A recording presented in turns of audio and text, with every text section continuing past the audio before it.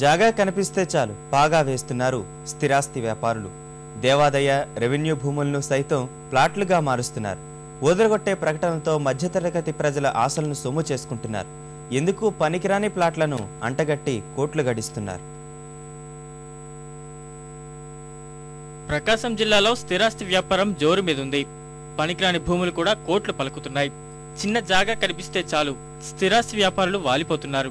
నయానో భయానో స్థల యజమానుల నుంచి భూమి దక్కించుకుని ప్లాట్లుగా మారుస్తున్నారు.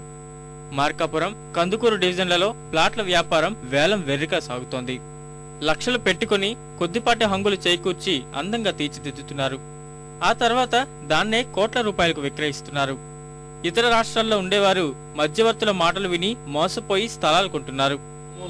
దాదాపు 2 సంవత్సరాల నుంచి మేము ఎంఆర్ఓ గారికి, పంచాయతీ వారికి చెప్తున్నాం, అయ్యా చెరువు కబ్జా అయిపోతుంది, 70 ఎకరాల చెరువు ఈరోజు 20 ఎకరాలు ఉంది. అయినా పంచాయతీ వాళ్ళు పట్టించుకోలేదు, రెవెన్యూ వాళ్ళు పట్టించుకోలేదు. పోతే మఠం హౌసులు ఉన్నాయి, దేవాదాయ భూములు ఉన్నాయి, ఎన్నోమెంట్ ల్యాండ్స్ ఉన్నాయి, మొత్తం కబ్జా అయిపోయినాయి. మేము దీని మీద 2 సంవత్సరాలు ఫైట్ చేస్తున్నాం కానీ ఎటువంటి ప్రయోజనం లేదు. తర్వాత వచ్చి 221 సర్వే నెంబర్లో కస్తూర్బా స్కూల్ వెనక మొత్తం 16 ఎకరాలు ఉంది. 5 ఎకరాలు వచ్చేసి కస్తూర్బా స్కూల్కి ఇచ్చారు. మిగతా 11 ఎకరాలు అది మనకు చెరువులోకి పోయే కాలువ అంటే అది, ఆ కాలువ కూడా కబ్జా చేసి ఈరోజు సిమెంట్ రోడ్లు వేసేశారు. పామూరులో ఇటీవల 50 కోట్ల రూపాయల మేర స్థిరాస్తి వ్యాపారం జరిగింది.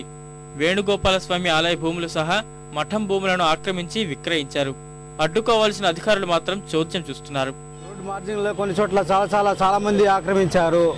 ఈ కాలువలంటూ అసమంటిది ఎక్కడ ఖాళీ ఉంటే అక్కడ ఆ కాలువల మీద కబ్జా చేయడము, బిల్డింగ్లు కట్టుకోవటము, పారిగోడలు కట్టుకోవటము అలాంటివి జరుగుతూ ఉండే.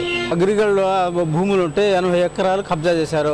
150 ఎకరాల్లో కానీ 80 ఎకరాలు కబ్జా. అధికారులుగా భాగస్వాములు కానివ్వండి, ఇట్లా రాజకీయంగా ఉన్నటువంటి ఎన్నోమెంటు, మామూలుగా ఈ పొలిటికల్గా ఉన్నటువంటి ఈ దేవస్థానం టెంపుల్స్ వారు కానివ్వండి, దానికి సరైనటువంటి రక్షణ కల్పించకుండా ఈ అన్యాయకాంతం అవుతున్నాయి. కొన్ని పొలాలు కూడా ప్లాట్లేసి ఈరోజు అమ్మారు.